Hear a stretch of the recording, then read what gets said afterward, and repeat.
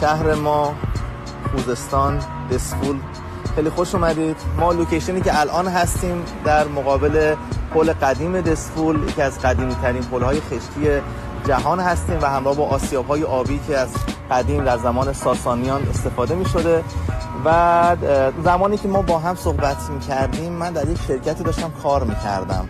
و یکی از نیروهای شرکت بودم و الان خودم هستم که شرکت دارم، تولید کننده شدم و 11-12 نفری که مشغول به کار در مجموعه ما هستم و این روند پیشرفت هر کسب و کاریه که وقتی که میخواد شروع بکنه از یک جایی طبیعتا نقطه توقفی نداره. ببینید اینکه چرا دسفول سال قشنگیه،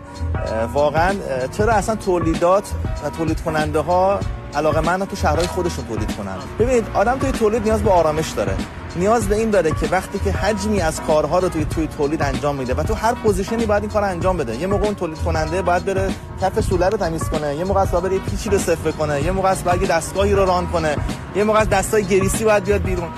و این حجم کار میطلبه که بعد از کار بره سراغ خانواده و اقوام و فامیل و آرامشی که تو شهر خودش داره.